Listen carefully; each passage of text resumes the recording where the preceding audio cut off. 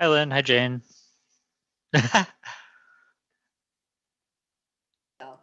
There we go. So Jane, you want to practice screen sharing just before we get started? I do. Okay. It disabled? Okay. It is disabled, so we keep it disabled except for when people are about to start sharing their screen. So you'll just say, let me start sharing my screen, and then I'll Does that come up? It does. Great. Looks great. Look at that. Your wish is my command, my dear. Your wish is my command. That looks great. That's awesome. That is so awesome. Okay. And then, whoops. Then if I want to switch to something oh so special, yes, to our events, I can do that, right? Does that show up that I'm scrolling? It does. Yeah. Let's see how I can screw that up when I get on there. But first, I need to know what I'm doing, but that'll all change, I'm sure. Let's see. Oh man, doing stuff in person. So much easier. No, I'm just like looking at the event that she was showing off where people were doing things in person. We were doing things in person. Yeah, it's just amazing. Oh, here's the other. Let's see, where's the other? I don't know where my other one is. Uh-oh. It's because I have to, let's see, if I have, can you see that? No. No, not yet. Yeah, because that's just in my Google. That's what I discovered, that you have to have these up here. I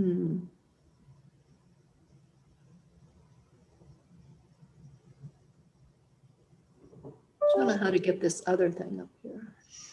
And Lynn, you know Max, right? Our ADM. So just kind of vaguely. So Max, it's really nice to meet you. Hi, Lynn. It's nice to meet you as well. So yeah, this is my first meeting since the pandemic. So hot dog. And Max is actually going to be doing most of the work on this one. I'll be with my camera off for the most of the time and just sort of in the background. But and then when you hear help, you'll look. Yeah, exactly. Right. Oh yeah, we've all got your cell. Will. I mean, we're gonna like, what am I doing now? No, I'll be around. I have my headset on, and I'll be like by the computer. But Max has been training very hard on this, and so he's gonna be doing the MC. There's a couple other people who would like to do some screen sharing also. So I think Paul would like to do some screen sharing, and I'm not sure if Lorena wants to do some screen sharing. So, and I know Julia will want to do some screen sharing. So, yeah. Okay. It should be fun that way. And Max, you have access to the security button that allows and stops screen shares. Yes, I do see that. Yeah, I do. Okay. So we should say, Max, may I share my screen? Is that what we say to you? You don't have to be so polite. Yeah. Oh, I'm gonna be all over that. Yeah. All right. Well, I'm gonna disappear, but I'm not gone. Don't worry. So if you need anything, give me a shout. But otherwise, you're in great hands with Max. Oh, thank you, Will. Sure. You've disabled screen sharing again? Max? All right, let's see.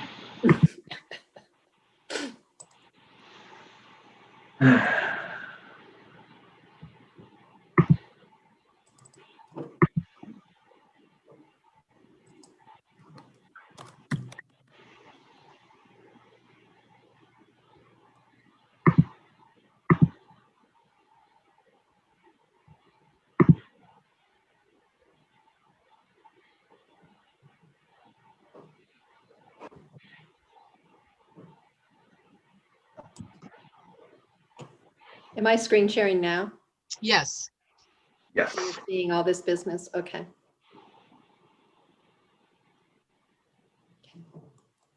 Thank you. Sure. Lorena, did you want to screen share anything? Go straight to the Community Board 8 website and go through there. It's your best bet. Thank you. You're welcome. Lorena, did you want to do any screen sharing? Yes? Okay.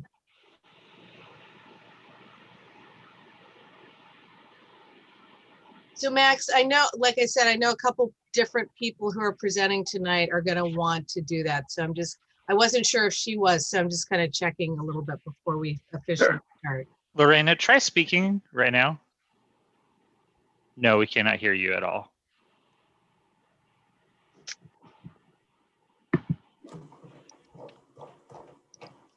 If the problem continues, just try to leave the meeting and come back. Usually that fixes it for some reason.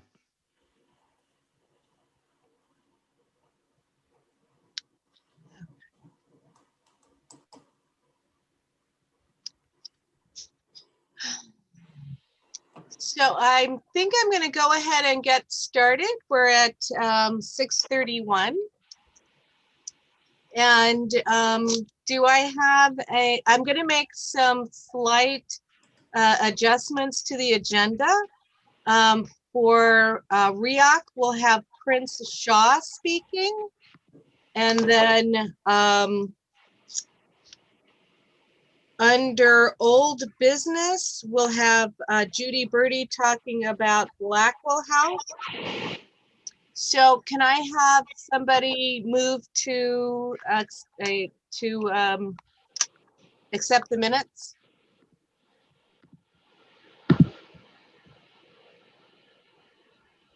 Okay.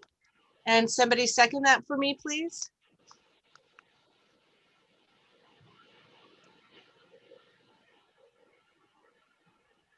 Oh, Marka. Okay, so the minutes have been approved. I'm sorry, the meeting agenda has been approved. And so, Max, if you can let Prince Shah unmute. Let me find him. Oh, there he is. All right, I've asked you to unmute. Hi, Prince. Thank you for Hi, how are joining you? us. I know you found out last minute, so we appreciate that you're kind of standing in for a few other people.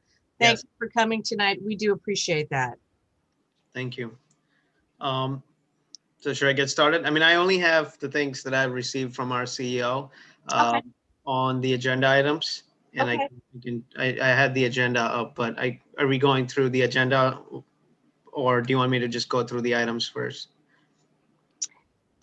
So I think because the first couple things are probably your things, we can go through the agenda.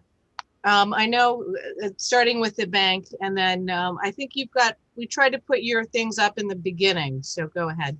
Sure. Okay. So I know the first agenda item is regarding the current situation for the bank replacement. Our CEO and CFO actually have been in talks with a couple banks. They are actively making calls, but they do not have an update as of yet, but they will be giving detailed updates in the next meeting. So they'll be present in the next meeting to give these updates. Okay, great.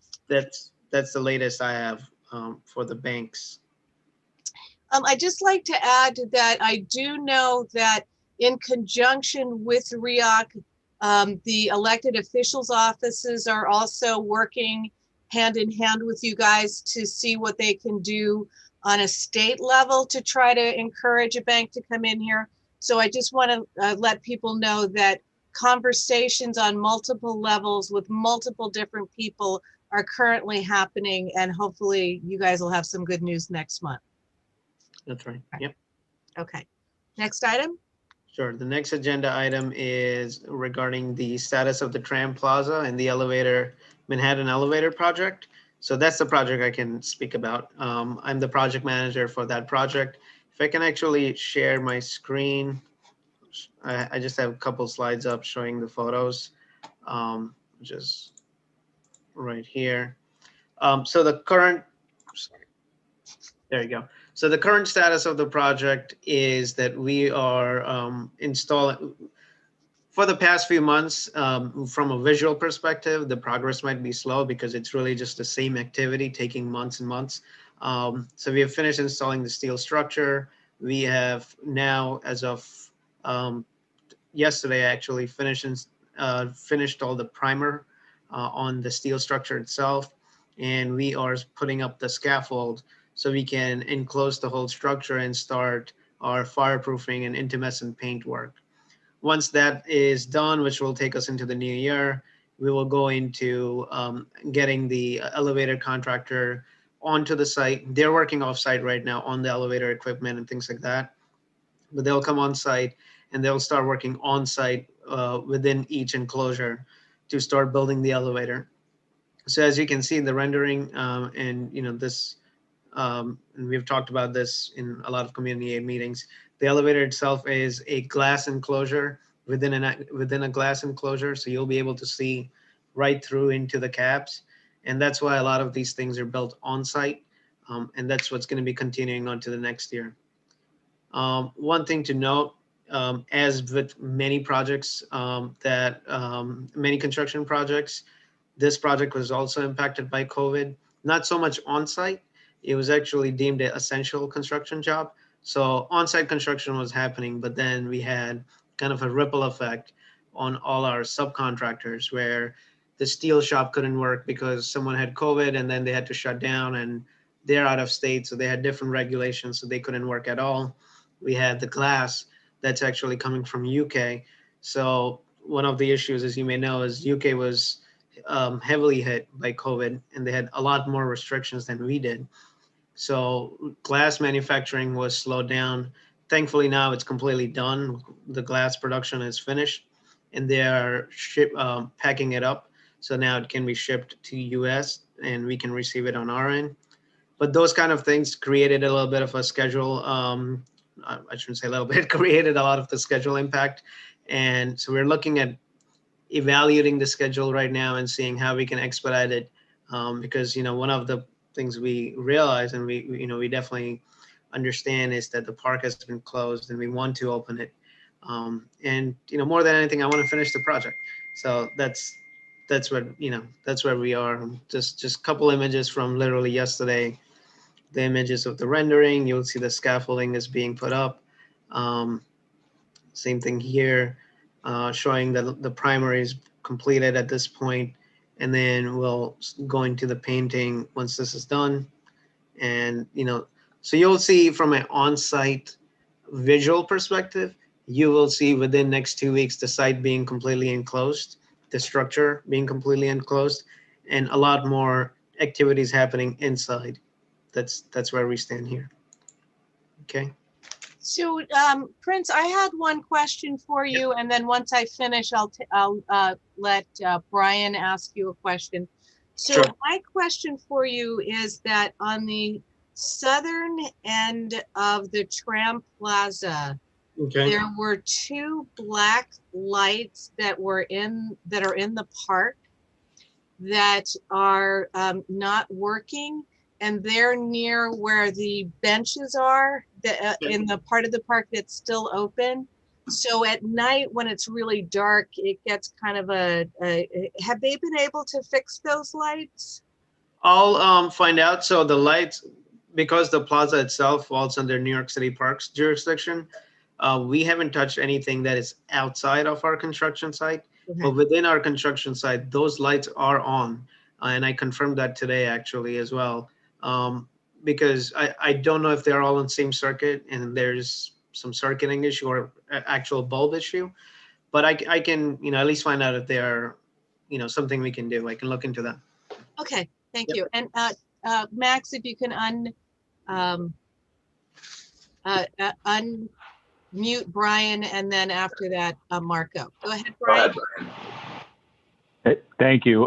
So Prince, I apologize. So going back to the bank situation, I noticed actually that Amalgamated, when they came in 2009, came in under a BDD, a Banking Development District program. And I'm wondering if you have any type of insight on if that program, maybe any type of, incentives that they had ran out, or if that program is eligible for another bank to come in. I personally, So I guess to the Department of Financial Services, they came in through a banking development district program. And I thought it was, you know, because it's interesting because you can do the research, and I can send articles for sure to everybody if it was interest, that they came in through that program. And I'm wondering if maybe the program money ran out, the incentives ran out. And if it did, it looks like, according to DFS website, that program still exists. okay. I can definitely have our team research that and then get back to you. I'm personally not involved with that specifics. I'm kind of just, you know, as I was saying earlier, stepping in to answer some of the general questions and have just updates from our CEO. But I can pass that information. Okay. Yeah, it's Banking Development District program from the New York Department of Financial Services.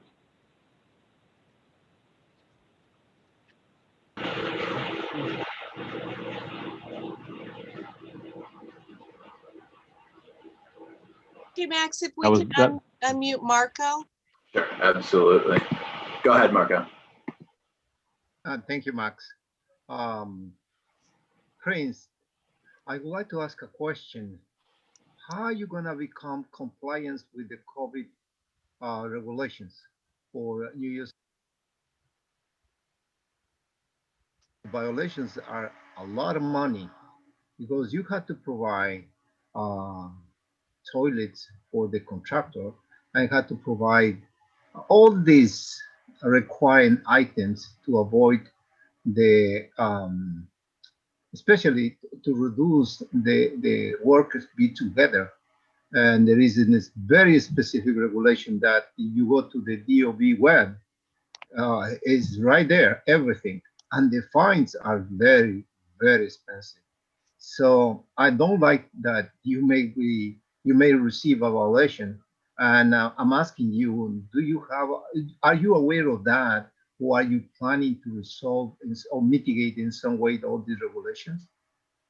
So if I lost half of the question, but if I understood the question correctly, the question was on the construction site, what are we doing to mitigate any issues regarding COVID, and how are we complying with the state? Right. Okay, so to answer that, the couple of things we're doing is, one, mask is definitely always mandatory. Second is social distancing when possible. Third is every day, each person gets screened, regardless of if they are office person sitting in the trailer. If I go to the job site, I get screened, workers get screened, everyone gets screened for their temperatures.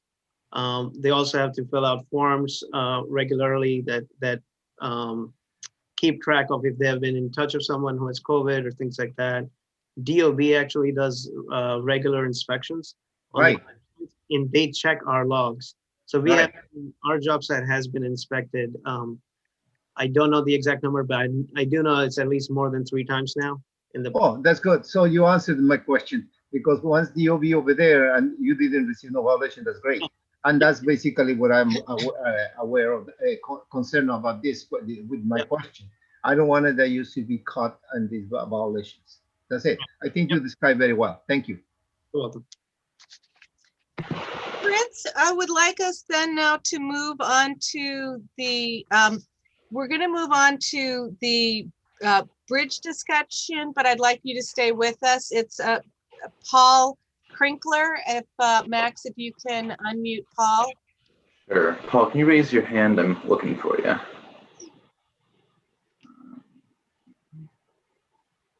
Oh, I see you.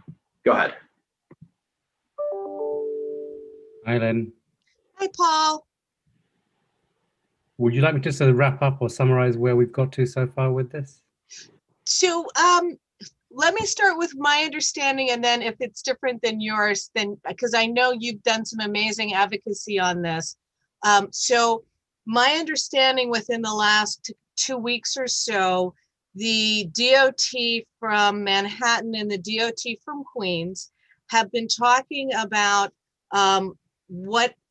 about getting the cost to put some type of surface onto the bridge where the biking lanes are. They're going to cost that out. Once they get that done, what they're going to do is they're going to put it into their next budget. Now, if I understand how budgeting works, and I can double check this, but to get it into a line item in their next budgeting, we would most likely be looking at 2022. So have you heard anything different than that? I've heard nothing different. I was hoping for significantly before then. My understanding is that it could be a very simple fix. If you were to walk across that bridge now and look at the sidewalk there is a very thin surface that goes across the same metal grill that you have to drive across or ride your bike across. And I've spoken to people at the DOT, both in Queens and in Manhattan. And I just think it's one of those simple things where if somebody would just come and visit and take a look, they would see that. They're still looking for what the solution is. And I happen to think the solution, I'm not an expert, but it looks like it's right there. It's very cheap. It's a thin layer. It's laid down in strips. We're not talking about tens of thousands of dollars here, I don't think. Right. I think really reasonably, the only way that we could potentially escalate it is by emphasizing that it is a safety hazard when the bridge is wet. So if anyone here, yes, I'm sorry, I shouldn't interrupt. No, that's okay. Would be one of the ways that we could potentially expedite it. But I can tell you, and once we're done, I'm going to have the elected officials, representatives come in and talk. But I do know that this issue of covering that has been raised with the electeds and with the city on and off for the last 10 years. And this is actually the most movement we've had on it. So that's why I was congratulating you on your excellent advocacy for it. But on the other hand, a lot of these processes do have a certain amount of timing that they just take in the natural government process. And so I can't imagine that there's another way that we could get it bumped up in front of other things on the queue unless we could show that it was a dramatically unsafe situation. To be honest, it's a very easy thing to demonstrate to people. All you have to do is bike across the bridge, whether it's wet or not. First, I had one flat tire already from biking across because it's a jagged surface. The moment it gets a little bit wet, people slip. It's very hard. That's why you see people like myself walking their bike across on the sidewalk. And it's many visitors who come, or people with very thick tires. When it gets wet, it's very, and it says, there's a sign there that says slippery when wet. So they know it, right? The other thing you should know is that I have a petition going, which I went with a couple other people who live here as well, and electronically, social media. We've got over 100 people signed a petition. A lot of people use that bridge, and it is dangerous. In terms of the council members, if you remember about 2 or 3 months ago, there was a big push started to get the Queensborough Bridge outer south roadway made into a bike lane. And then we piggybacked on that. And in that whole process, there was tons of media, lots of Twitter going on.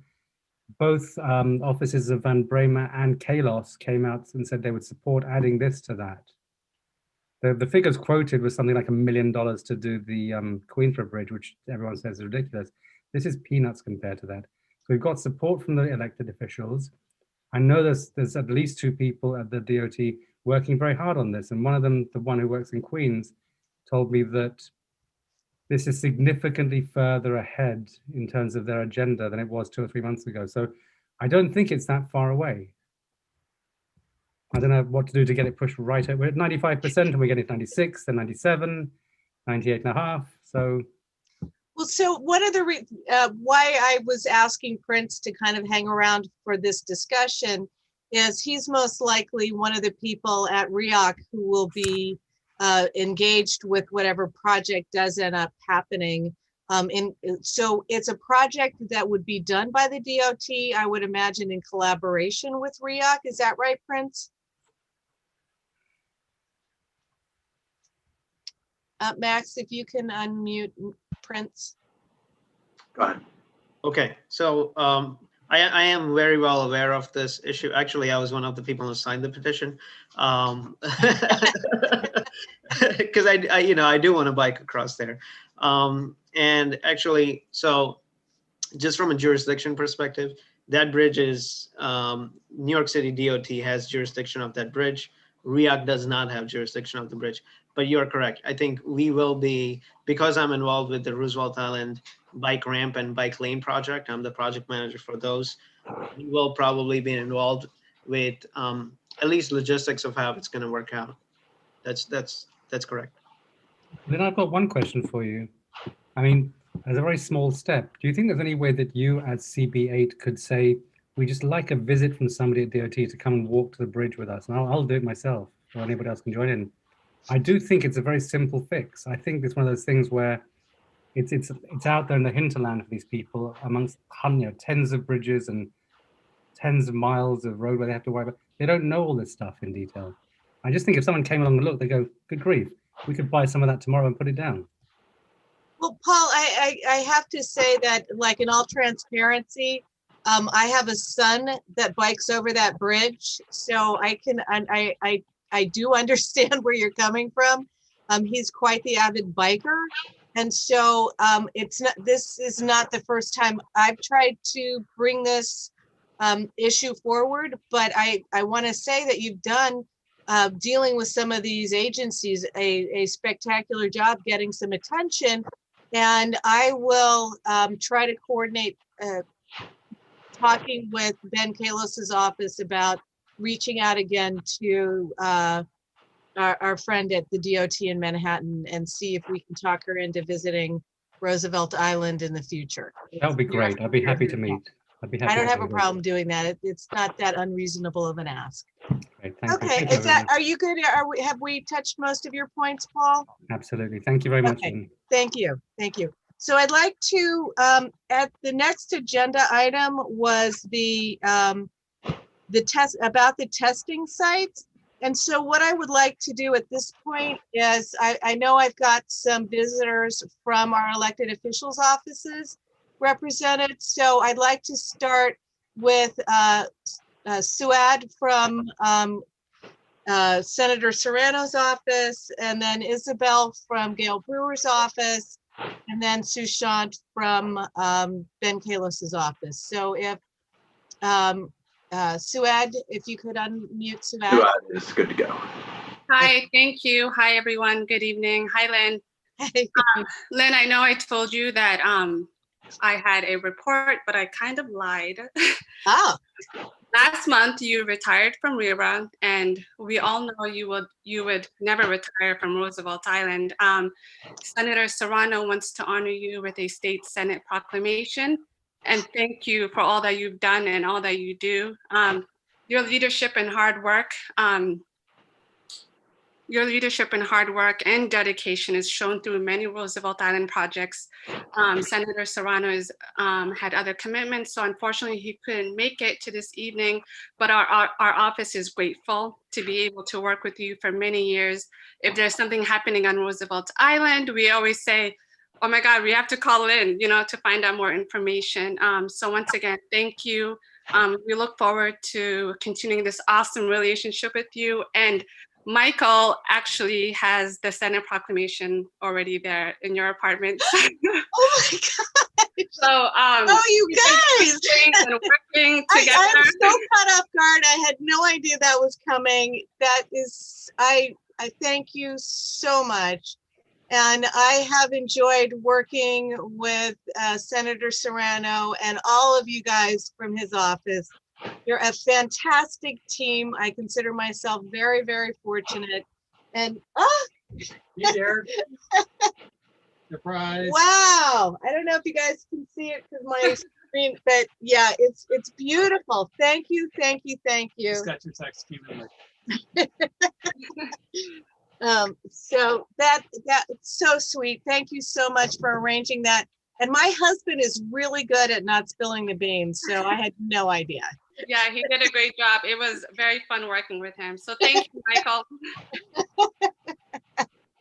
Oh, thank you so much. I really, really appreciate that. That's all I have. I will be here to listen to Roosevelt Island concerns, and thank you again for everything.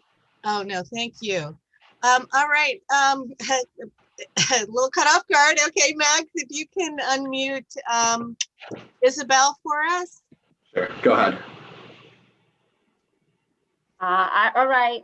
Don't say anything. I haven't cut my hair in like 3 days. That's how busy we are with everything, right, Lynn, with Roosevelt Island, with so many issues. And we had a conversation this afternoon. But for those who don't know me, Isabella Bray, and I'm the community liaison from the Manhattan Borough President's Office representing CB8 and CB11.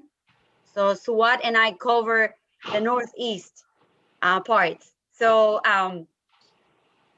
so many things happening, and like Suad said, whenever we hear from Roosevelt Island, we jump, and the reason we do so is because there's that community engagement and that activism, and kudos to you because it is you who make these solutions happen, and that keep reminding us what we are getting paid for. And it's about constituent services, and it's about civil servant, and servant leadership is not an oxymoron, and we need to keep reminding people it's about the service. And so with the bank, I don't want to say too much but I do know that conversations continue happening with RIOC, the New York State Department of Finance, and electeds to see if a good permanent solution can be facilitated in the island for a bank that can provide full services. So most recently, Abby Damsky and I met with a credit union, but what they were offering, it's not going to be sufficient because there's only going to be limited opening of accounts and processing loans, and not really what the island needs. And we are holding off for something better. And we believe it's going to happen. So with Kohler, there's that letter which has been circulating that we jointly sent to Dr. Katz and the mayor, asking not to complicate the lives of those more than 500 residents there. There are not just patients in a nursing home. They are our neighbors and friends. These are people that we know by names, and their family. And so we are opposing, and the board president is going to be joining the demonstration in solidarity with Kohler residents, patients, and staff, and the whole community. So the board president is going to be there from 1 to 2. There will be press and a good opportunity for anybody to demonstrate solidarity. This is not NIMBY. This is protecting people and being the voice of those who cannot come out and do the demonstration themselves. So the other part is the compost. Oh my God. So I haven't received any updates how the hearing went today. As soon as I have, I will let you know, but I'm sure that Christina probably have been covering. But that's another thing worth to fight for. Yeah, you do it best than most of the borough, I believe, and could be a model and worth fighting for. And I hope that we manage to save not only in Roosevelt Island, but everywhere. But I continue thinking that the way you are thinking about the environment in the island is should be a model for the entire city. Any questions? So Prince, did you have a question about for Isabel? I did not. No. I saw your hand raised. I didn't know if you. Oh no, that was clap. Oh, sorry. Okay. Thank you. The other thing I almost forgot is that with the testing this Saturday, apologizing because we were hoping that results would get faster since there was no testing for such a long time. The results will be faithfully coming within 48 hours, and it took longer. However, just an encouragement for any representatives from RIOC and also CB8, as well as you can count on us to keep on pushing for this not to be a one-off. Now with the holidays and with every public health official saying out there that the expectation is that we're gonna see devastating numbers, after the holidays, and especially mid-January. I really hope that we can bring testing back right after the holidays and right at that moment where the peak is expected in mid-January. So anything that you can do, please email us, email Gail, Jessica, and me, email all the electeds, bother all of us.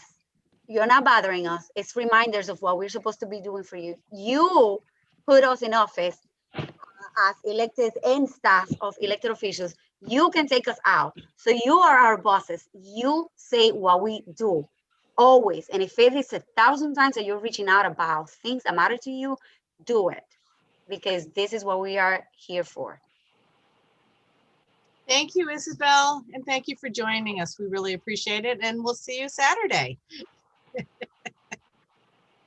So next, if Max, if you could unmute Sushant. I am looking. Oh, found her. Sorry about that. Go ahead.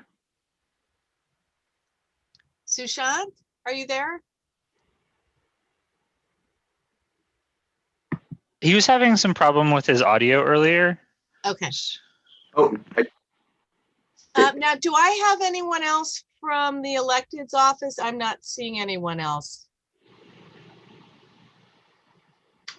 Okay, so what I think I'm going to go ahead and do is move the agenda forward.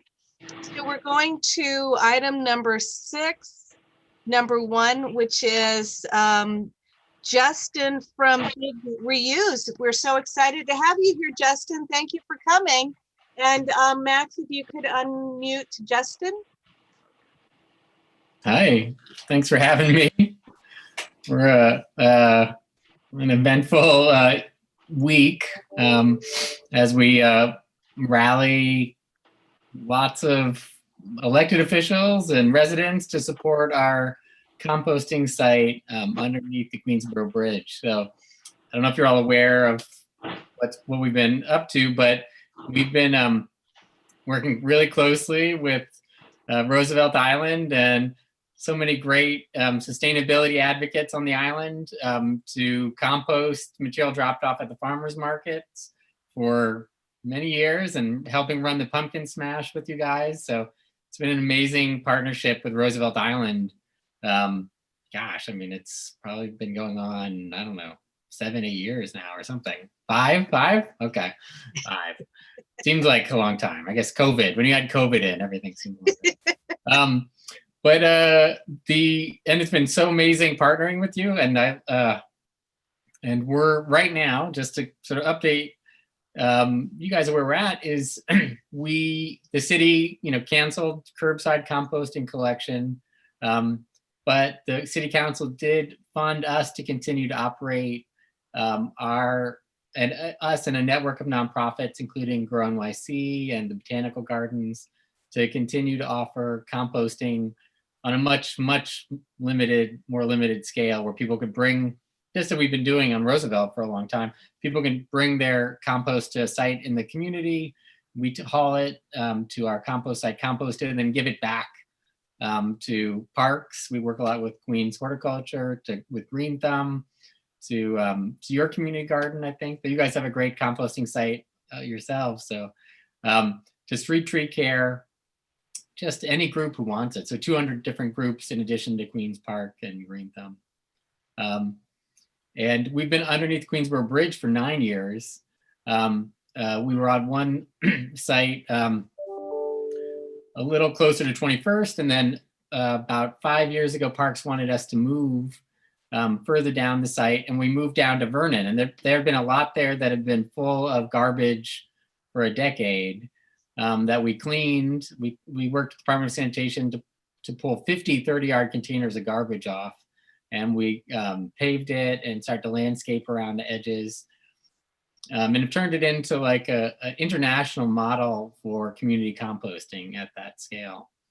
Had visitors from all around the world and spoken all over the place about the site. And we built it out and got a 3-year license agreement from Parks. And we've been under Queensboro Bridge for so long and done so much work on the site, we just sort of assumed Parks would renew. But as we came up to last year, a year ago, went to parks and like, okay, we're ready to renew. We start working on that. And they were like, oh, we're not going to renew your license agreement. And we also compost not only food scraps, but the leaf and yard waste from districts 1, 2, 3, and 4. And I think you guys are in Queens District 1 for parks anyway. Weird overlap, but I think that's how it works. But anyway, so all of Western Queens were working with those parks and the local parks to gather their leaves and compost them. And so, I have a great relationship with local parks and Green Thumb and Queens Horticulture. So soon we'd be renewed, but the commissioner, Silver Parks, has decided that our site, also Lower East Side Ecology Center, which is a similar operation on the Lower East Side, and also Red Hook Farms, which has a composting site, that he was gonna basically kick composting out of parks. No one can really understand why except for him. It's like everyone's scratching their heads, and during a climate crisis, and just makes so much sense to be composting in parks because they generate leaves and wood chips and they need compost. So it's like a perfect match. So we have been just in this struggle. COVID sort of interrupted it. We started a year ago trying to work through it. COVID hit, everything got shut down for multiple months. And then August, September, we restarted this effort. We couldn't move them. Now we have, multiple city council members, including Ben Callis, Ben Bramer, Constantidis, Borough President Richards, and Gail Brewer, all support our site and the Lower East Side Ecology Center site. And we have a hearing tomorrow. City Council is called to ask parks why they're kicking these community assets off parks land. I mean, in addition to composting, we had 1,000 volunteers in 2019 come through to package and use the compost. So just doing a lot of good work, and getting kicked off of it's sort of been very frustrating. So tomorrow at City Council, there is a hearing, at oversight hearing. You can't register to speak, but that's fine. We have 150 people registered to speak. But if folks there, and we've reached out to, I think I Dig to Learn, and I can't remember who else, maybe, and the compost group on Roosevelt. Probably the Garden Club. Yeah, the Garden Club. So I think they're all testifying or submitting testimony. So that's fantastic. So just thank you. Just wanted to stop by and say thank you, see if you guys have any questions. Encourage anyone who is really supportive, just send in some testimony. It could be a few sentences.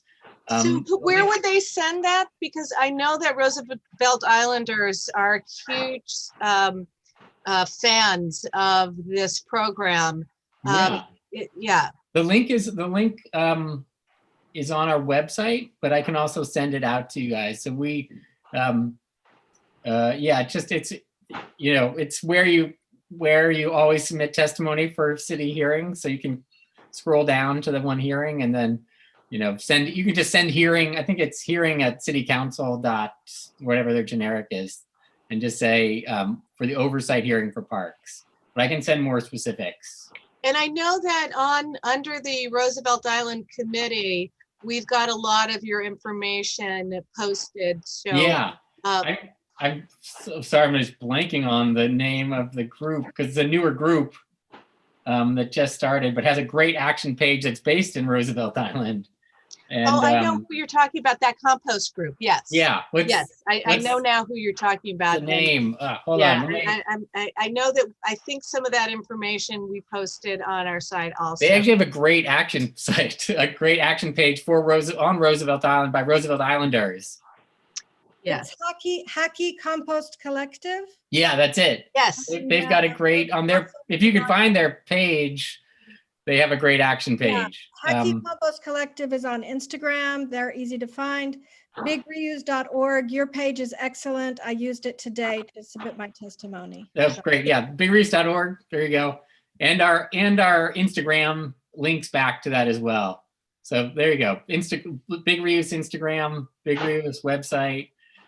Save Our Compost Coalition is the other amazing group of activists that sprung up. And we've submitted 4,000 letters to the Parks Department.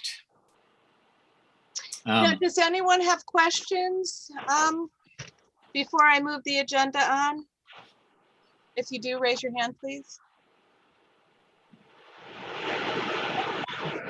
Thanks, Max. I'm going to move the agenda on to. Thank you. I'm going to hop off. Yes. Bye, Thanks guys. so much. Thanks so Thank much. you for coming. We really appreciate it. You can always email me at Justin. Our next goal is to get them to really do some more of this in Manhattan. So we'll talk some more about how to make that happen. Great. Okay. Thanks. You're welcome. So now we're going to hear from Engaged RI with Jane Swanson. If you can unmute Jane, and she's got some exciting things to talk about. Jane, go ahead. Let's try again. Jane, you have to confirm the unmute.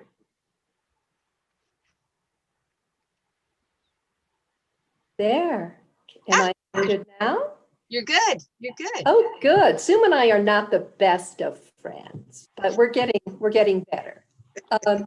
So congratulations, Lynn, and thank you so much for all that you do for Roosevelt Island. Deserving of that proclamation. I see a number of names from Community Board 8 that are very familiar to me. Again, I'm Jane Swanson, Assistant Director of Government Communications at Cornell Tech. And Lynn thought it might be helpful to share our engaged Roosevelt Island work with CB8 members who are in tonight's meeting, because what we are doing can really easily be duplicated elsewhere. And so for time's sake, I'm going to just go over the highlights, and at the end, I'll provide my contact info and a link to our engaged Roosevelt Island website in the chat. And yes, thanks to Julia Ferguson, who's you've already heard from, of the Roosevelt Island Garden Club, we have a website. She created it for us. So when Cornell Tech started meeting with Roosevelt Island organizations a number of years ago, it became apparent that creating a more sustainable Roosevelt Island was really important to the Roosevelt Island community. And it's important to Cornell Tech too. We're very proud of the sustainability features of our campus. We have the residential building. The house is at the time it was built, was the first high-rise residential building built to passive house standards, which reduces energy consumption by about 60% or so.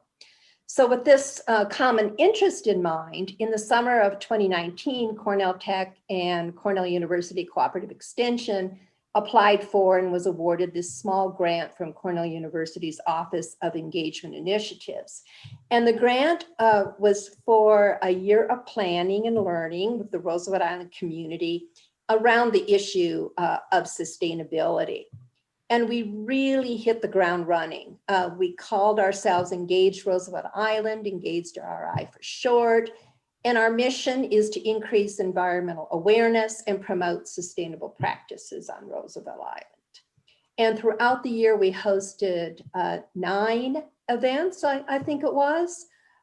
We launched a grant. The first event that we launched with the grant was a zero waste event, featuring guest speakers and business entrepreneurs who had created smart ways to reduce waste and find value. And so participants came away with valuable tips that they could put into practice.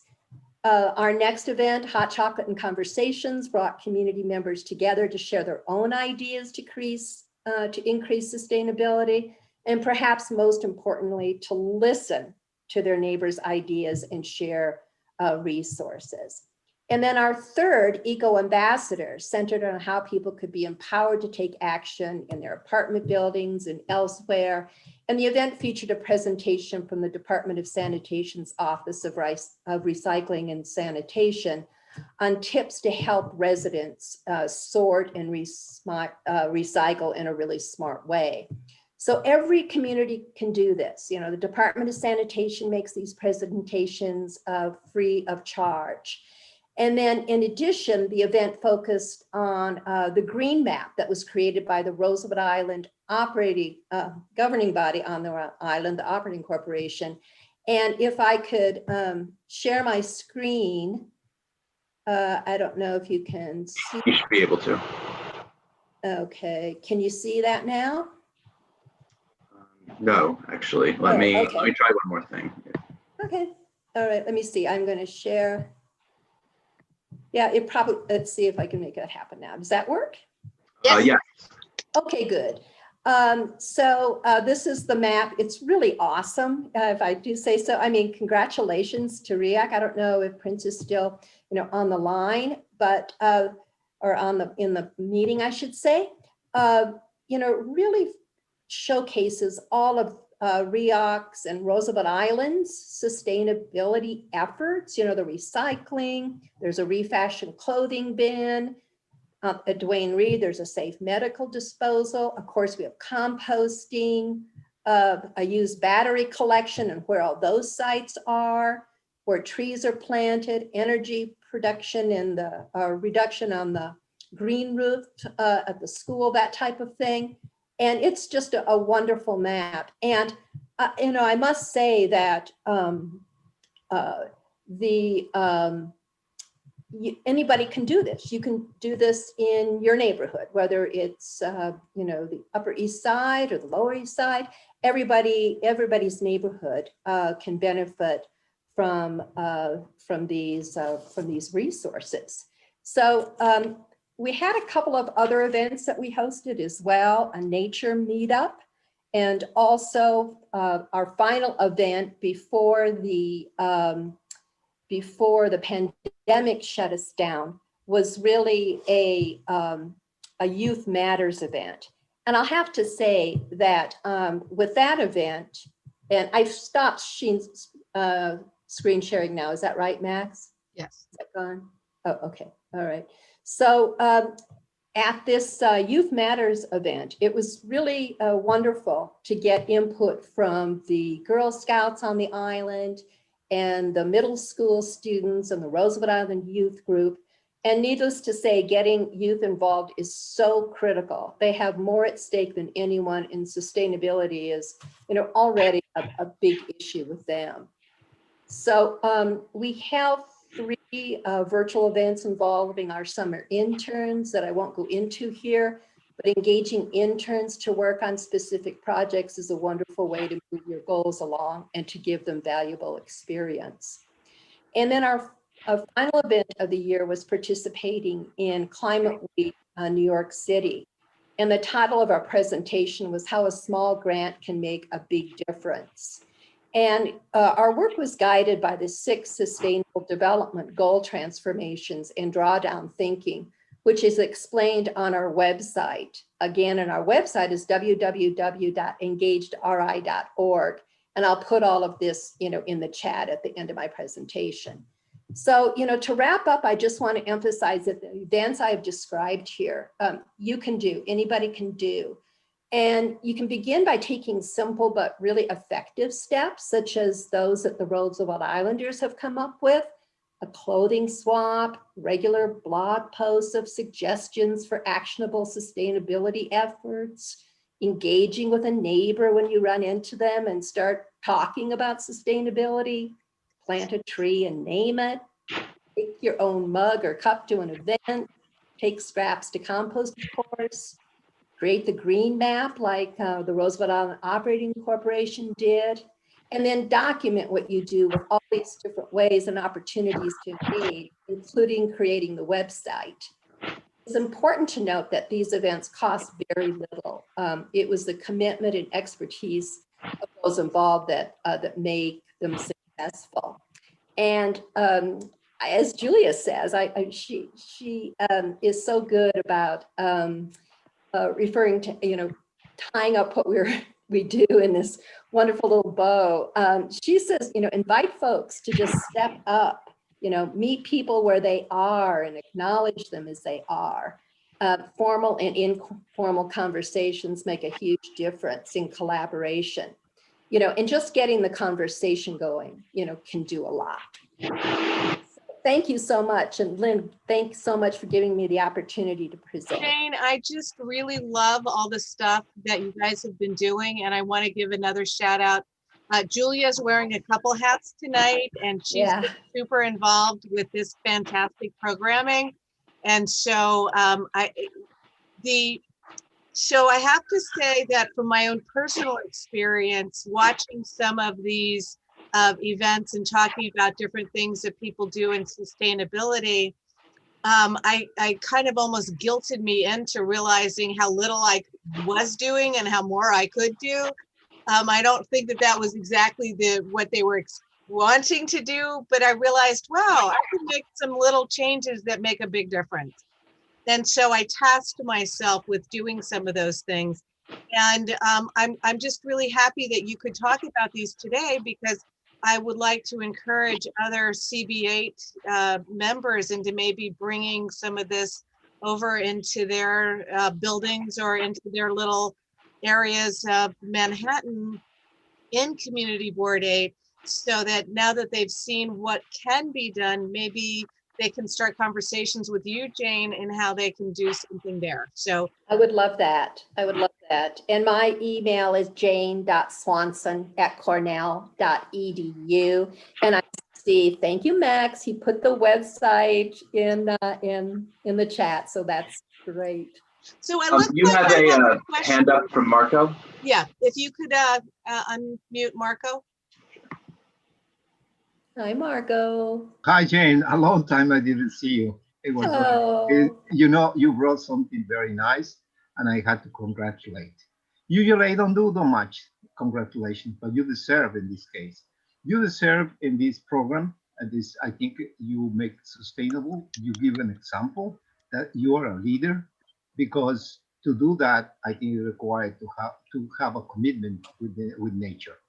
And you start correct saying that the building that you create, the new building that we recommend, that we approve, is a passive housing. Is one of the best projects that is doable. Very simple, no abuse of glass. The designer, they did properly, and I think you have to be proud of that. And the only thing I'm telling you is congratulations, well done. And I think usually I never do that, but in this case, you deserve that. And that is not, I'm trying to congratulate you here because you are a friend, but you deserve that. This is a very good program. Thank you. Well, Thank you, Marco, I agree, definitely. Well, listen, we have a lot of visionaries at Cornell Tech, and I'm just fortunate to be there. But we also, I mean, we could never have done what we did here with Engaged RI. I mean, it was a community. It was Julia and Christina and everybody. I mean, there's so many organizations. I mean, we started out with I Dig to Learn and with the Roosevelt Island Garden Club and RIOC and RIRA, but we expanded to so many organizations. Everybody wanted to jump in, and Roosevelt Island is the most, community spirited neighborhood that I have ever, encountered. It's just amazing how people will step up and they'll put they will work. They won't talk, they'll work. So it's been a real pleasure. It's a good relationship, I think, and we help each other out. And we're glad to be on Roosevelt Island, and I think they're glad to have us there as well. Thank you. Thank you. So do I have any other questions for Jane? If you could raise your hand. Okay, I'm going to move the agenda along then. And Julia, you still have your Jane hat there with that program, but you've got your own that you want to talk about in terms of the Kohler Task Force. So if you could unmute, Max, if you could unmute Julia. I am looking for it. Julia, can you raise your hand? She's friend supporting Kohler. Got it. Yeah, sorry. And Julia's unnamed, but you're unmuted now. All right. Good evening. My name is Julia Ferguson. I want to acknowledge CB8 Alita Camp, who is here with us. I want to acknowledge Lynn, Jane Swanson, and also Judy Birdie, who is here. I'm now a 26-year resident of Roosevelt Island, and after raising my children here, have begun to get more involved in this place that I love very dearly. So as I speak about the experience with the task force, I really expect, Alita, please speak up as well, and other people can speak up as I speak on this situation. I timed it out, Lynn, and I'll try to be brief. So I got involved with the task force because in April, I got involved with Friends of Kohler. Friends of Kohler is a network of neighbors, friends, and family who care very deeply about the people who live and work in the Kohler Rehabilitation and Nursing Care Center. We very much love Kohler on Roosevelt Island. And as Gail Brewer expressed in the town hall, and as you've seen about other issues on the island, we take action when we care. The group formed in April. It's to advocate for safer medical practices during the pandemic, donate PPE and other items in conjunction with organizations that already do that and have done that for many years on the island, such as Kohler Auxiliary. We also highlight Kohler's meaningful contribution to Roosevelt Island and ensure its presence here for years to come. So that's who I am. I came into this very recently. The task force was, as you all know, the task force was formed in June, at the end of June, by a letter from many elected offices.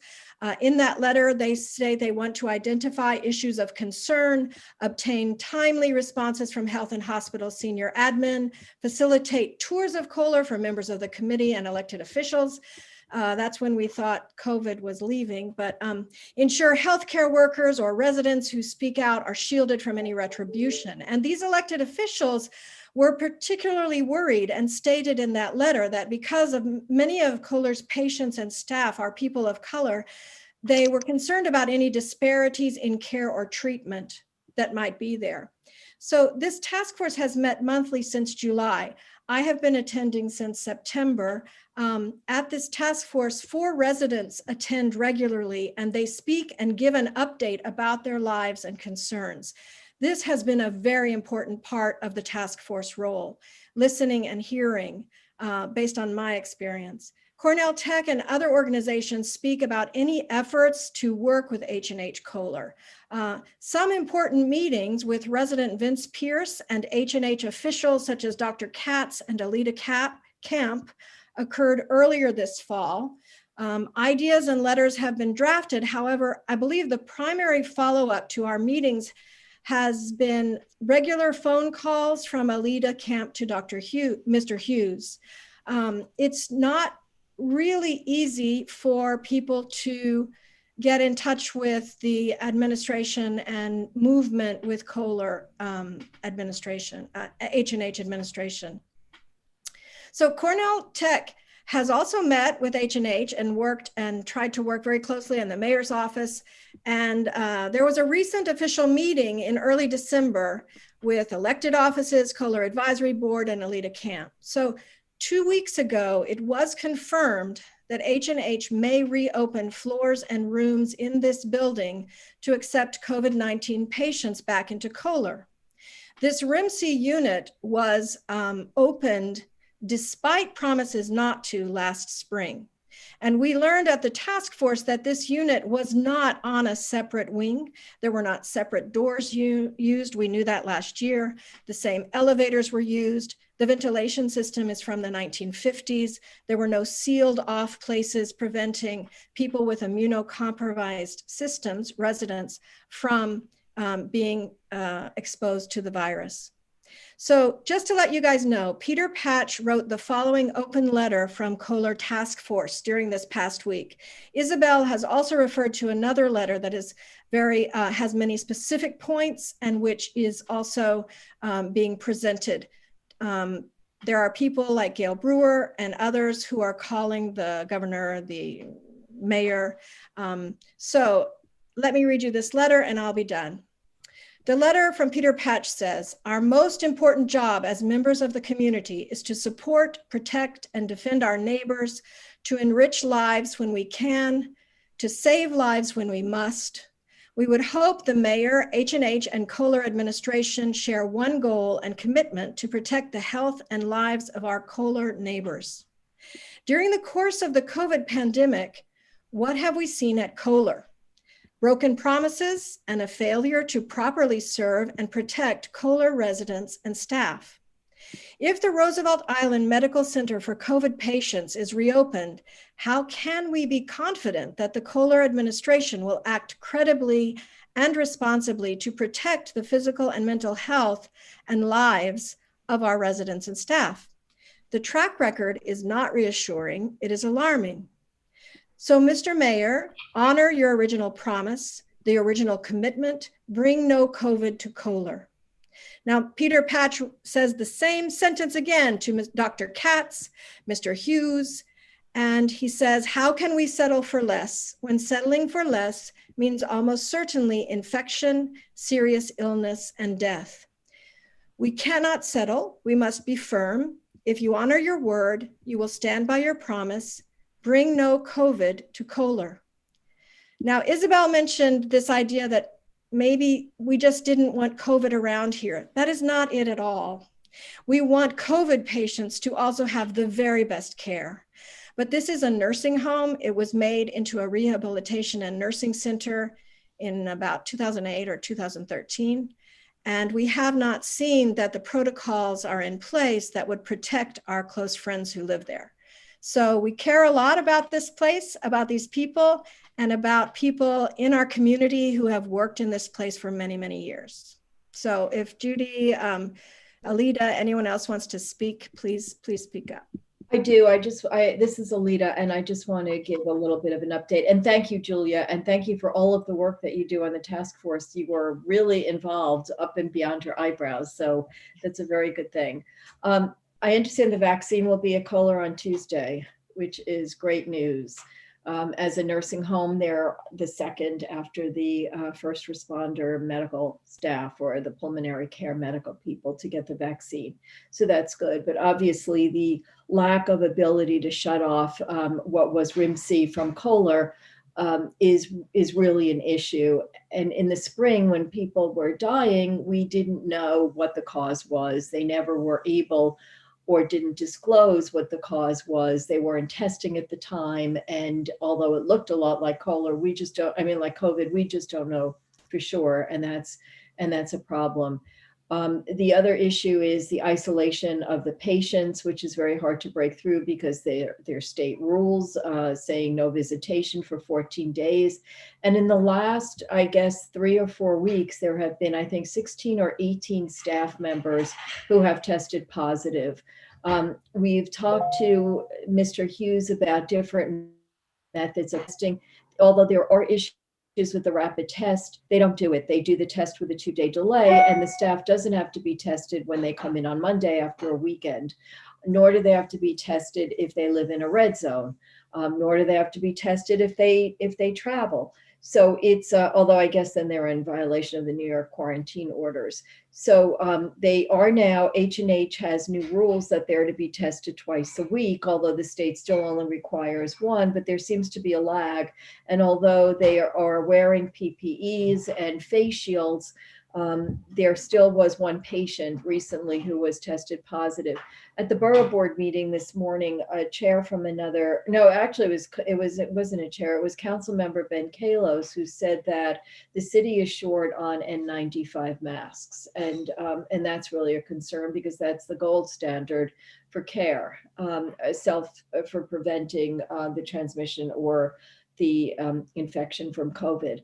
So those are areas of great concern, and the isolation. I know that Cornell Tech has made progress with Kohler in terms of bringing the 3 levels of technology over there. One is to facilitate interactions between Kohler patients and their families and friends. Another one is to facilitate communications between Kohler administration and patients. And then the last is to provide the patients with education or or fun or art classes or music on the tablets. I know Kohler is trying to get laptop computers because the tablets don't work with all the technology, but they still haven't upgraded completely their Wi-Fi system. So there's a lot, but of course the primary concern right now with this surge and potentially with people, including staff, visiting family and friends over Christmas and New Year's, is that the transmission of COVID. So so that's a big concern, and I know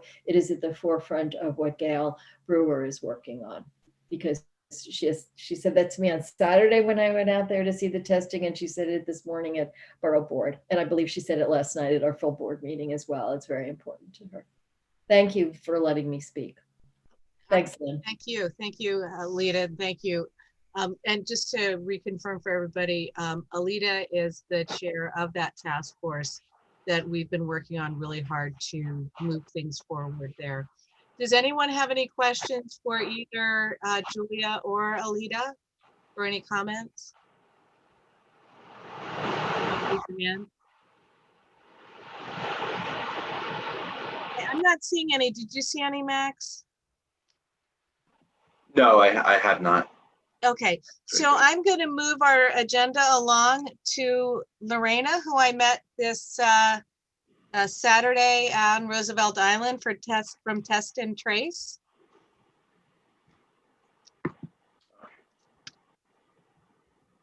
If you could unmute her, Matt, did you find? Yes. Okay.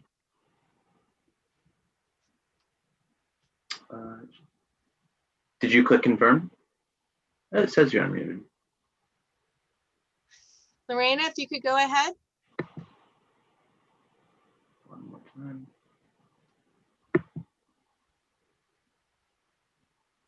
I think she's still having problems with her audio. Okay. Do you have headphones on, Lorena? No. If you, next to the microphone, there's a little up arrow. Click that and do audio settings, and click that and see if you can test your microphone. It may have a second one selected, and that would cause it to not work. If not, try calling in through the phone number.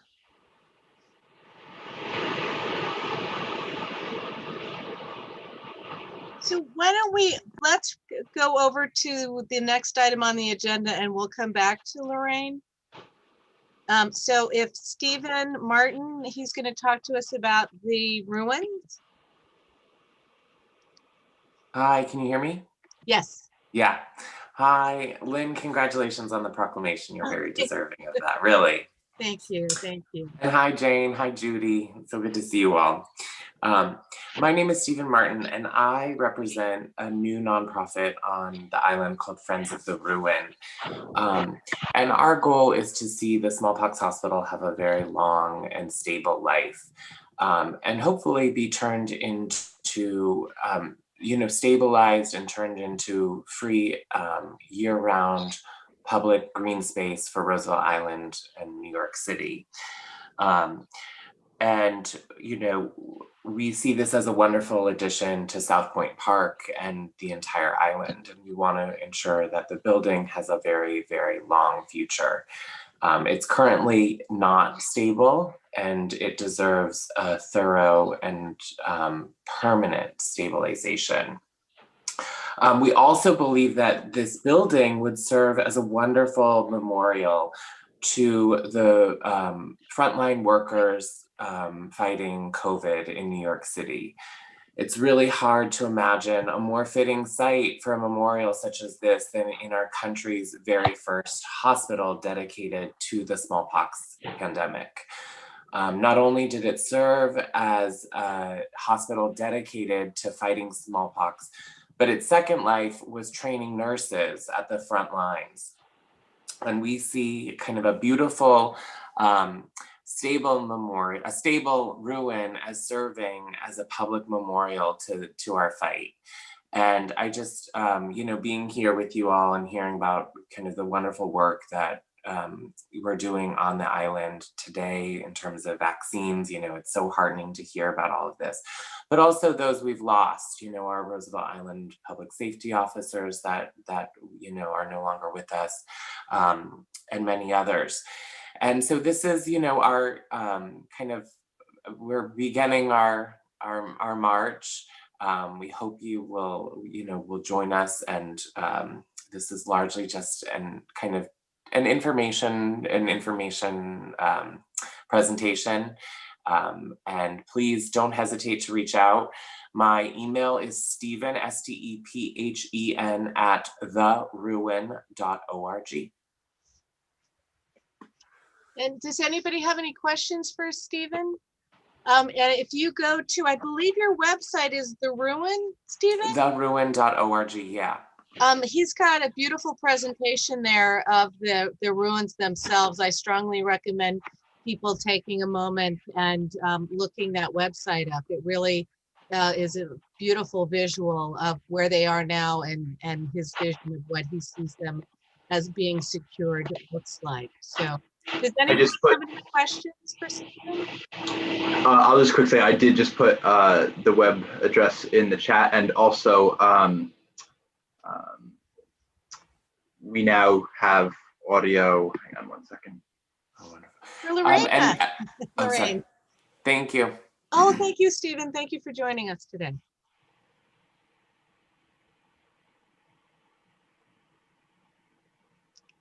Now, is it *6 or something she needs to do? Yes, that's right. It is. It should be *6. Hello. There she is. Sorry, there's some feedback. I'm just going to share really quick a presentation that we'll mail out, but I wanted folks to know that I brought Padmore John along from the Department of Health and Mental Hygiene, who can speak on the vaccine. Lauren, can I help you get rid of your feedback? I would appreciate that. Mute your computer, or like turn off the sound on the speaker on your computer. I've been trying, yes.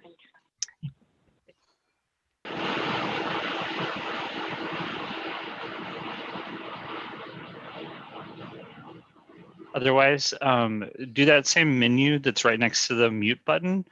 Click that button and hit leave computer audio, and then we can merge your phone with your video.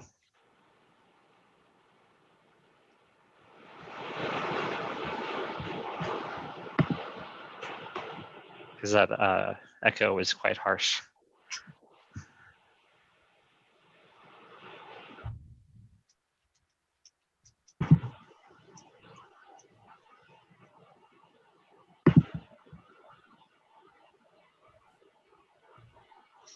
Padmore, did you want to try to speak? Let's see while they're working out. Hi, good evening, everyone. Hi, Alida. I have known Alida for quite some time. Fantastic leader for all that she's been doing. Hi, and then congratulations. Just saying hi. I come from the CB, from the community board world as well, community board 9. So I appreciate all that you're doing and for all that you're taking your time to be here. And it sounds like there's a lot of activities that's going on in the CB8 world. So as Laureen is getting ready, just basic information in terms of the vaccine. As many of you know, there is one of the vaccines, specifically Pfizer, has been approved for use, and that's already been distributed in a variety of hospitals. So that's ongoing. One of the things that we wanted to do is just try and provide as much information in terms of the vaccine so that everyone can make an informed decision about whether or not how they want to proceed. We have been ongoing. We are starting to begin to want to take webinars and other forums to be able to provide that information to everyone. It's a little bit long, but so, and I don't necessarily know if it's right now is the best time to do it, but just to give some brief information in terms of what's out there at the moment. I want just to let everyone know that at this point in time, there's still a lot of ongoing safety monitoring that's happening. There is not that many people who have received the vaccine, probably around 5,000 at the moment. And so there is still a lot of stuff that we do not know in terms of long-term side effects. But at this point in time, what we have seen is that some of the side effects, and I know some of you have heard of allergies, allergic reactions by particular individuals, that's happening, but mainly it has been some pain, some headache in the place where you have received the vaccine, which is also an indication that the vaccine is beginning to work. At the moment, as I mentioned, the current vaccine that is out there is the Pfizer, the one that's developed by Pfizer. They use a very special technology and able to do that called mRNA vaccine technology. That's basically where a small amount of genetic material from the vaccine has been taken out, and that is introduced into your body.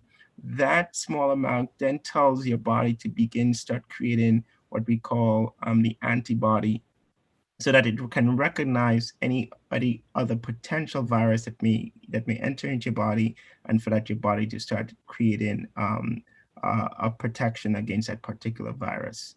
So this mRNA technology was able to be completed faster than regular vaccines, which is a little bit different, but yet still the process in developing this way has been ongoing for quite some time. So right now, as you are seeing, many different individuals who are taking the vaccine, and this is basically at a process where, because it was provided emergency use authorization, which occurs when a vaccine is able to enter in the phase 4. Phase 1, 2, and 3 just includes smaller, ever increasing number of participants. And for the Pfizer vaccine, there were over 44,000 individuals who participated in that study. Approximately 30% of that population were from communities of color, and 45% of the participants were between the ages of 56 and 85. The overall vaccine efficacy was at 95%, and there were no serious safety concerns that were found. One of the things specific about this particular vaccine is that 2 doses are required with at least 3 weeks apart. For the Moderna vaccine, and I am not sure, but I think they're expected to receive approval either today or tomorrow, very soon, because they're currently in front of the FDA. But for the Moderna, there were 30,000 study participants, if not approximately 37% from communities of color. And 23% of the participants in the US were over the age of 65. It had an efficacy percentage of 94. And again, no serious safety concerns were found with this particular vaccine. And 2 doses of the vaccine is required with a 4-week window between them. So right now, New York City Department of Health, as well as other city agencies, are in the process of developing a distribution plan. As many of you know, there are not enough vaccines in the city at this moment for everyone to receive, so it is being prioritized. And one of the very first groups that are receiving the vaccines are healthcare workers. The next set will be nursing home and long-term care facilities, and other healthcare workers. And as more vaccines become available, they'll be more widely distributed. And once they are more widely distributed, you'll be able to get it at your healthcare provider, community and hospital clinics, pharmacies, and urgent care centers. I'm going to stop there just in case anyone has any questions that I could answer, and then I could just give a little bit more information. If it's So thank you for that. That was very informative. And I just wanted to I have one question for you. Just in my talking to people who were getting tested over the weekend about their willingness to take the inoculation. And I found that specifically, let's say mid 30 to 20 somethings were less interested in taking the vaccine. And some of the pushback I heard was they didn't feel that enough testing had been done in their age group, and that they were concerned about what the possible impacts of the inoculation could be for women specifically who were childbearing. And I have to say, in all honesty, I didn't have any personal answers for them because that was something that I really didn't know anything about. But I see that as a concern going forward. And then if I take that one more degree to those young people of color feeling like there really hasn't been enough research in their category. So is there a response that I can give them to encourage them? Yes, I'm sorry. Excuse me. Sorry about that. No worries. I had a puppy on my chest last night, so we're all good. Okay. Yeah, so very, very valid questions. And I do not have all the answers to all those questions, but what we are looking to do is to be able to ensure that as more information comes out, that we're constantly being able to come in front of community groups to be able to provide them that information. There have been significant amount of studies, and actually, let me put it this way, that for all the studies that I have conducted so far, and as indicated in some of the numbers, they included communities of color, they included a variety of age groups, and for all of the studies, everything came back where there were no significant or serious conditions. There is some concern for children under the age of 16 because they were not included as part of the vaccine trials. So as more and more of the vaccines are developed and they're able to conduct more studies with that specific age group, obviously we'll be able to get a better idea about what impact will have on those particular age group. For women that are childbearing or looking to give birth, the advice I would give is to speak to your healthcare provider to have a ongoing discussion with them so that you can make a better decision in terms, because in some instances there are times when some of the vaccines were not necessarily involving women that were with child, and other times they were. So it's best, and so it might be very specific to the vaccine. Each vaccine, it's not as if all the vaccines were under the same processes in terms of the trials and the age groups. So it's very specific to that particular vaccine. But yeah, again, I will just stress that before anyone takes the vaccine, it's best to have a conversation with your healthcare provider. I think that's great advice. Does anyone else have any questions for Padmore? I'm not seeing any. Are you seeing any, Max? No, I don't see any. Okay, so let's try to go back to Lorene. Sure. Hello, everyone. Can you hear me? Yes. Okay, great. Thank you. Forgive me for all the audio and tech issues. Just seems to be not my week. This has happened all week to me.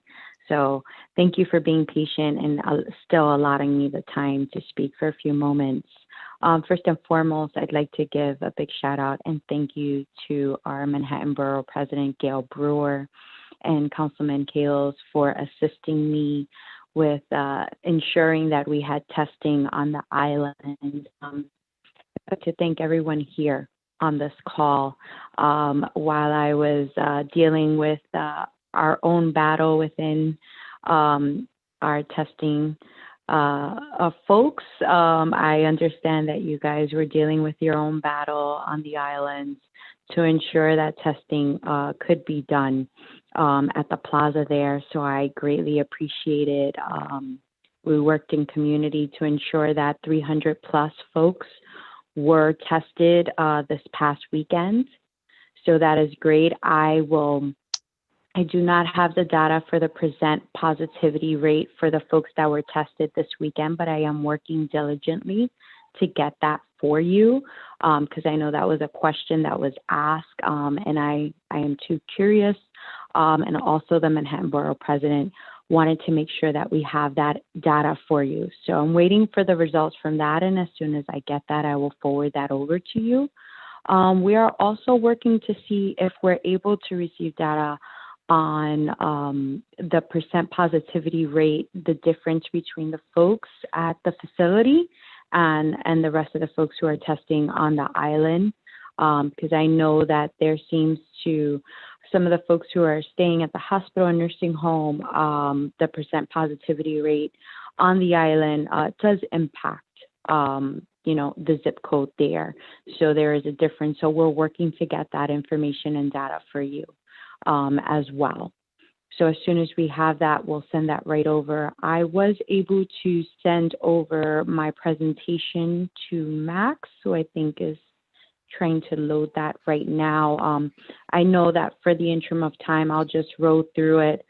Hopefully he has it, and if not, then we can send that over. This is a presentation that was done just recently yesterday. I am trying to share my screen right now. Okay.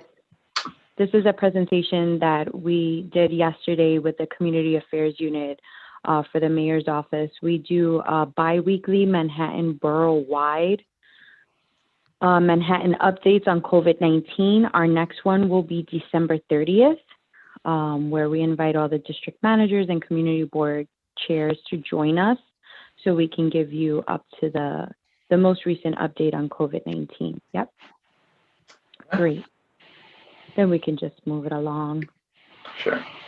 This is the heat index that we're seeing on here. Something new is the gray portion, which shows the antigen test that we've been receiving. This is finally data that we're able to put, and we pull this from the DOH-MH data page on there.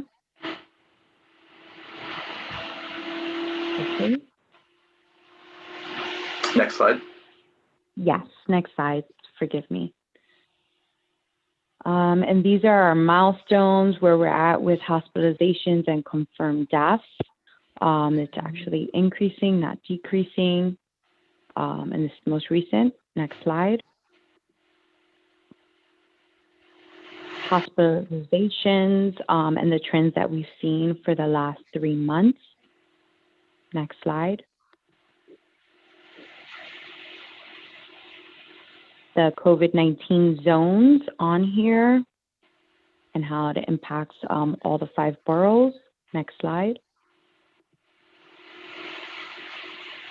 Particularly, this is something new, and this is by zip code. Usually folks are interested in their zip code particularly, but we want folks to see and understand the city and how it impacts certain neighborhoods, impact other neighborhoods, especially since we're traveling across 4 or 5 zip codes in a day to either go to work or to school.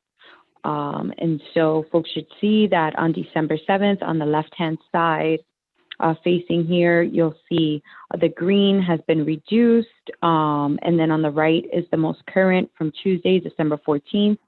Those positivity rates, the red is where we're seeing the increase and the double on there. So we want folks to be aware of that as well. Okay, next slide. And so here's some information, and you'll see this in the next couple of slides, of how we're asking folks to help us to really focus on prevention. We know the vaccine is out there. It's going to take a few months for general public to get their hands on that. But in the interim, we really want to focus on non-pharmaceutical intervention and push forward with prevention against COVID fatigue on here. So practicing the 4 core, which is exceptionally important right now at this time as we're approaching the holidays. Next slide.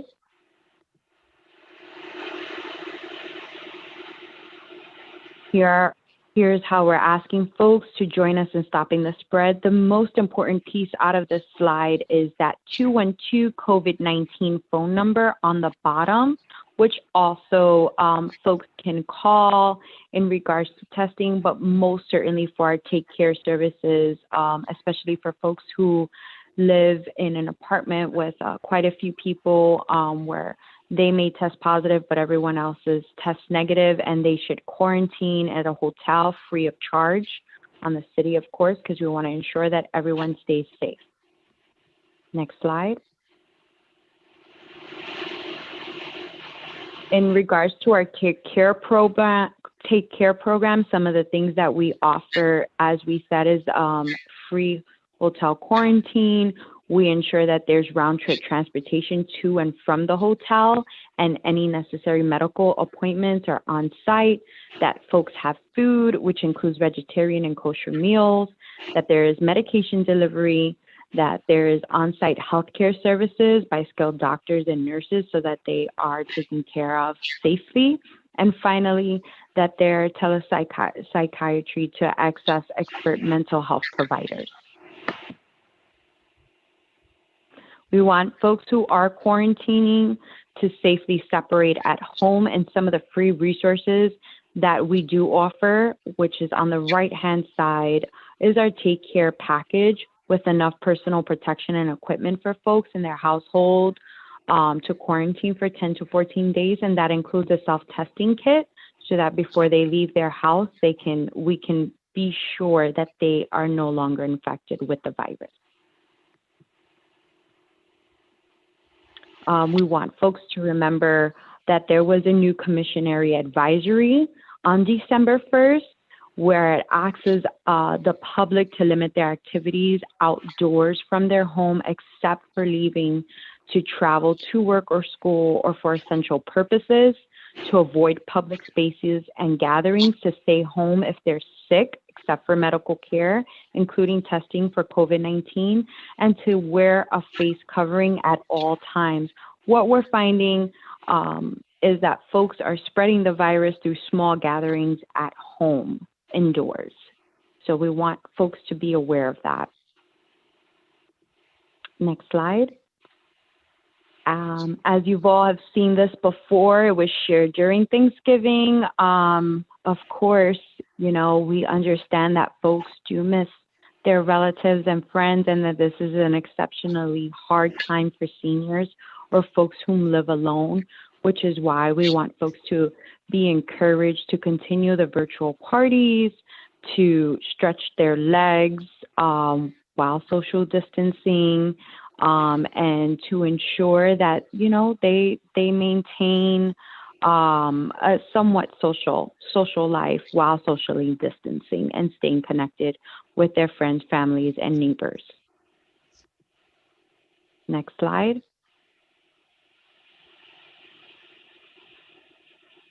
There is a travel ban advisory where we're asking folks to be prepared to not travel via plane, bus, train, or even car across state lines. However, there are instances where there are serious emergencies, and if need be, where folks can expect to go for health information. So on here, you'll see the New York State Travel Health Form, where folks can click or scan the QR code that's on here, that they should access, and that they need to quarantine upon arrival, especially if they're at states where there is a high positivity rate. If they have visited a state where there is a high positivity rate, or country where there is a high positivity rate, period.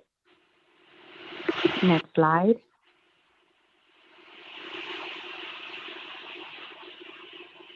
Here's some of the messaging that we have. We want the community to know and realize that it is important to get tested, but more so that they should be getting tested monthly, especially if they're an essential worker, healthcare worker, living or working in a group residential setting, working outside like myself. I have opted to get tested twice a week since I'm doing outreach in the public very often.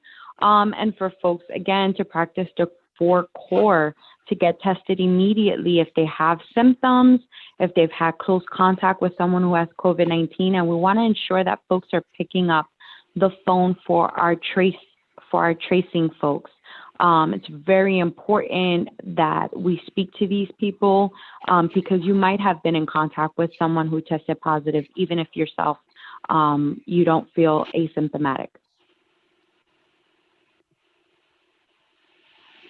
Here is our palm card that was shared this past weekend on Roosevelt Island, and this is given out with our PPE, our mass distribution, to ensure that we're in front of the community, letting them know that the city wants to make sure that they can stay safe, but most importantly, that they can text COVID test for a nearby testing site at 85548, that they can visit the website on here for more information and for the latest information on the virus. Next slide.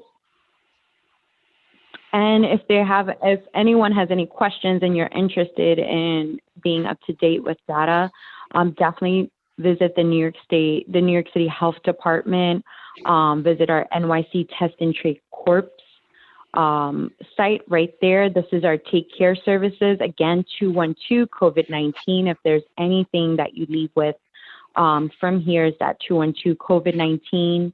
And then there's more information on the vaccine that is available to the public. And that's all. Again, I shared this with Max, who will be sending this out, and you can definitely, please, we want to make sure that all our partners have access to this information. Thank you so much. And I just have one question for you, because I know that the response that I've gotten from people is the most frustrating part about getting tested is the different places where they've had unexpectedly really long lines. And I don't think your system lets people know ahead of time if there's a long line where they're going to go. Actually, there is a website. Forgive me. Thank you, Lynn, for bringing that up. We now have, yes, we do. I missed that part on there. We do have a link, and I'll share that with you, where folks can see where there are long lines. And we also have, I'm sure that I will connect with the community affairs unit. They're sending out to the district managers now our up-to-date brick and mortar sites, our micro sites, so that it gives folks another option, especially we've had 8 a.m. to 1 p.m. for folks who are going into work earlier and they want to have a rapid test or rapid antigen test, which we're now making available as of this week.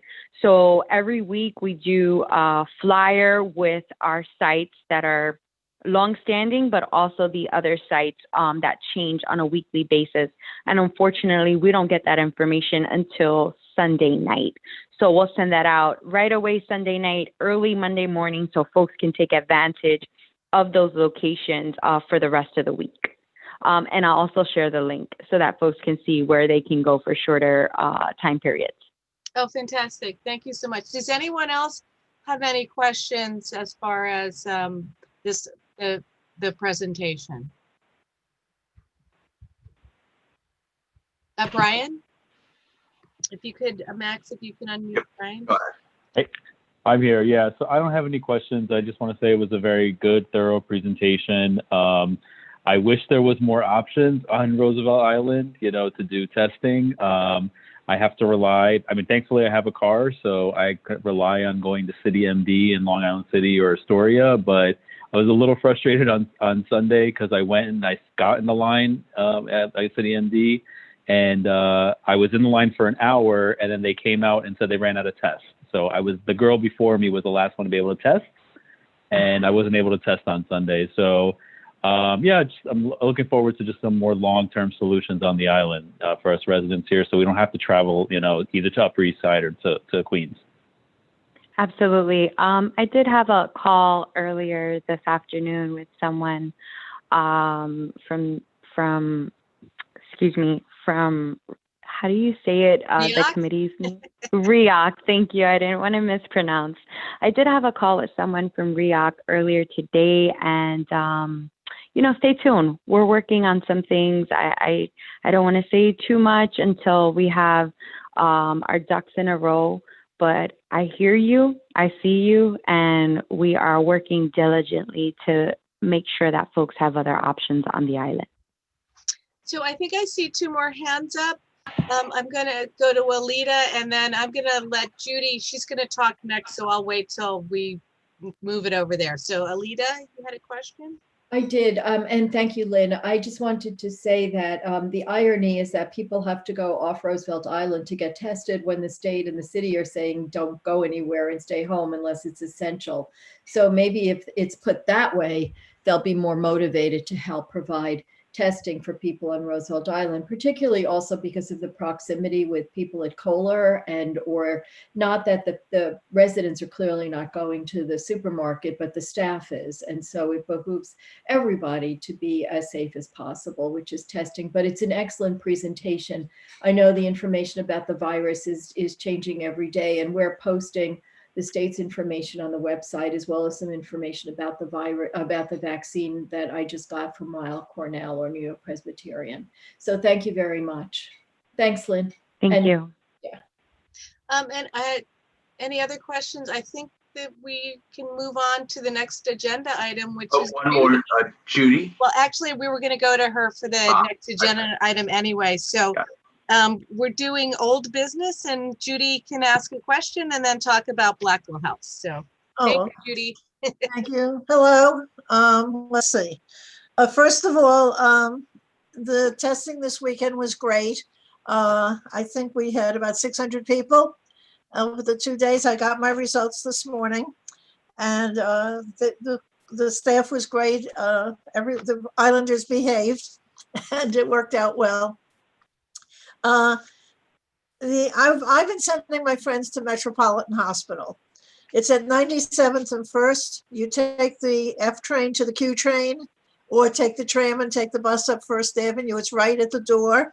I've had at least 5 friends go there. The service is excellent. They're efficient. You might have to wait the first time because you have to register, and they get their results back very quickly. And there's also the Gotham. If anyone works off the island, any of the Gotham Health small outpatient services that Health and Hospitals does, they do same day testing. And I'm always trying to encourage people to use Health and Hospitals. We don't always have to go to the big Upper East Side hospitals.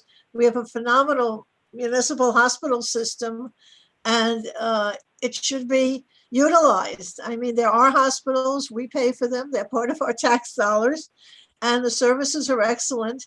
So I really think that if someone asks, I've put it on my daily thing to go up to Met, and everyone I know has been satisfied, and they can go back.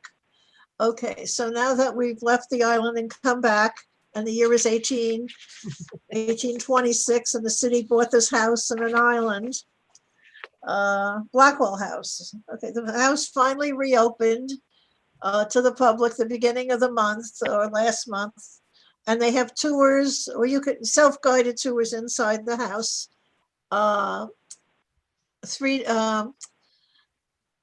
Wednesday, Thursday, and Friday, and Saturday, Wednesday to Sunday, Wednesday, Thursday, Friday, Saturday, and Sunday.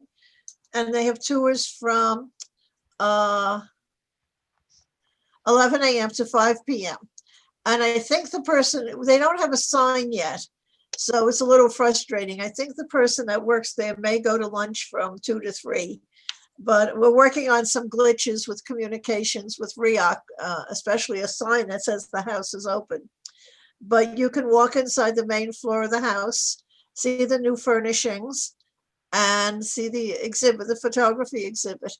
And hopefully we're going to be working on an introductory video about the house and the island history that will be shown when people come in the house. So it's completely free. And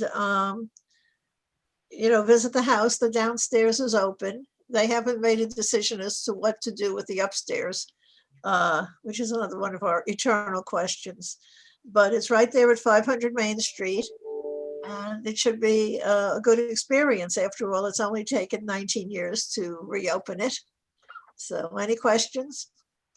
Well, I want to say at this time that we can thank Judy for the fact that this restoration took place.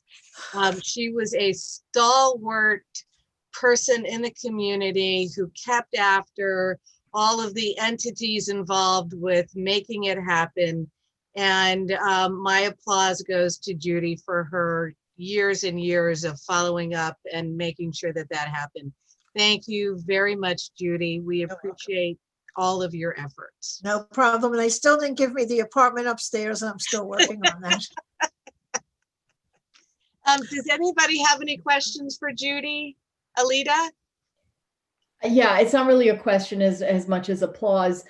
Judy knows I think this, but her work, and I'm, for all the times I look at your website or your newsletter, I don't even know the name of your organization, but I heartily encourage everyone to sign up because her work is fascinating. It's not limited to Roosevelt Island, but it is always some very interesting facet of New York City, and a lot of it Roosevelt Island history. So thank you, and please post that. Maybe Max could post it on the chat.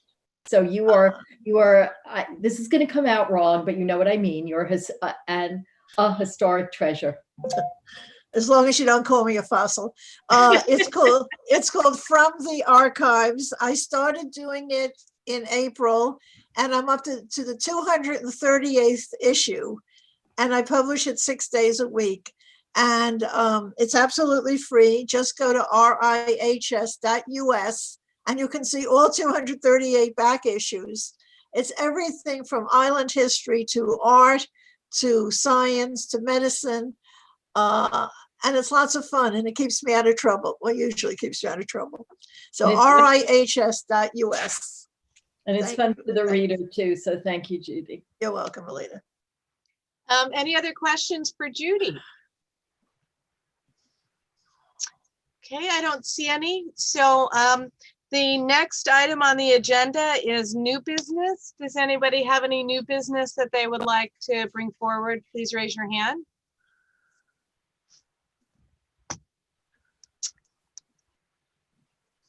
So having seeing none, I would really like to thank everybody for joining us today. This was one of the best Roosevelt Island committee meetings we've had, and I apologize that it took so long for us to have one this year. I had some catastrophic health issues that I'm happy to say I'm on the mend from, and I just super appreciate everybody stepping up and participating in this meeting today. I thank you so much. And would somebody like to move to close the meeting?